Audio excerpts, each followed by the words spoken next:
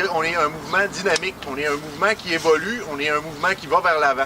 En fait, comme Véronique l'a si bien expliqué, c'est qu'on voudrait amener la ville à adopter, dans le fond, une tendance vers le zéro déchet. Ce qu'on veut, c'est... il y a plusieurs enjeux, là. Donc, ce qu'on veut, c'est d'être capable d'éliminer seulement le déchet ultime. Qu'est-ce que le déchet ultime? C'est le déchet qu'on ne peut pas réutiliser, on ne peut pas remettre dans le cycle. Donc, la priorité 1, c'est vraiment ça. C'est vraiment de séparer, de trier toutes les matières qui ne sont pas des déchets ultimes. Évidemment, le zéro déchet, c'est quelque chose, c'est un objectif à long terme.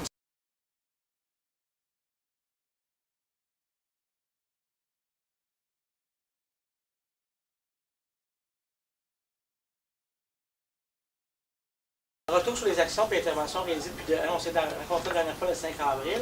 Donc, vous vous rappelez que le 5 avril, c'est là qu'on avait vraiment pris la décision de tenir une action dans le cadre de la Journée de la Terre, donc le 22 avril. Taux de récupération des piles. 20 20 10 15 50? Ben, c'est 50? Non, c'est trop haut. En fait, c'est inférieur. C'est seulement 30 des piles, effectivement, au Québec, là, qui sont récupérées. Alors, naturellement, dans les piles, on trouve quoi? Mercure, on trouve des métaux lourds, hein? Donc le mercure, de moins en moins, parce qu'il y a quand même des obligations. Donc, c'est surtout, donc dans ces piles-là, c'est pas tant le mercure que le candium, le nickel et le plomb aussi qu'on retrouve dans les batteries. Effectivement, c'est d'avoir des endroits, on sait que si on veut favoriser la récupération, il faut vraiment que ce soit, dans le fond, qu'il y ait des centres de tri, des mini-centres de tri proches des citoyens. Il ne faut pas que les gens aient affaire à se déplacer à Beauport, parce que vous savez que le centre de tri pour le quartier se trouve à Beauport, là. Donc, ça prend une voiture. L'autre, on a parlé un petit peu des appareils électroniques, hein? Donc il y a aussi les appareils électroniques aussi, là, alors, c'est quoi à peu près le taux de récupération au Québec? 5 10 35 on n'est pas loin. 45, donc c'est inférieur à 40 donc la personne qui a dit 35, là, alors on n'était pas loin, donc oui. Alors voilà, donc, alors c'est ça, donc ces matières-là donc aussi contiennent du mercure, ça contient du plomb, ça contient du candium aussi. Alors aussi, ça a des impacts aussi sur quand c'est brûlé. On l'a dit tantôt, hein, on respire ce que l'on brûle, donc c'est sûr que ça se retrouve à la poubelle, ça se retrouve à l'incinérateur, et finalement, ça se retrouve dans notre corps. Oui, ça, j'aimerais ça savoir. Ça, effectivement, ça, je peux vous demander, il y a un monsieur ici là, qui connaît très bien, effectivement, les détecteurs de fumée. Je ne sais pas si M. Ouellet est encore là, ici, là. C'est ici? Non? Il est là?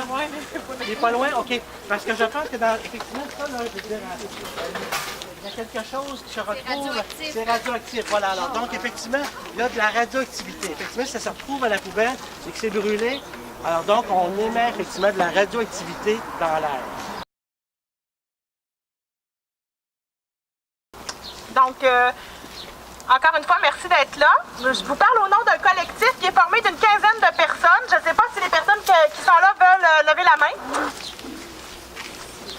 Donc, je ne les nommerai pas tous et toutes, mais en fait, notre collectif se rencontre depuis plusieurs mois, depuis presque un an maintenant. Pourquoi on a commencé à se rencontrer? C'est que parmi nous, moi et d'autres personnes, dont Nicole Blouin qui est quelque part, depuis plusieurs années, suivons la question de l'incinérateur et de la gestion des déchets, entre guillemets, à Québec. En 2005, quand il y a eu le premier plan de gestion des matières résiduelles à Québec, suite à l'adoption de la politique québécoise, c'était une première de gestion des matières résiduelles. Il fallait que les villes et les communautés métropolitaines adoptent un plan.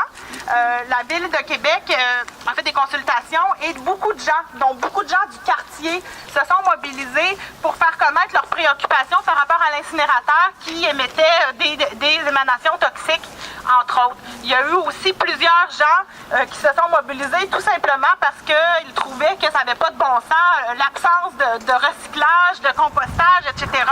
Des gens qui voulaient contribuer davantage, mais qui n'avaient pas la possibilité de le faire parce qu'il n'y avait pas d'infrastructure suffisante à Québec pour nous permettre convenablement de réduire la quantité de déchets qu'on produit.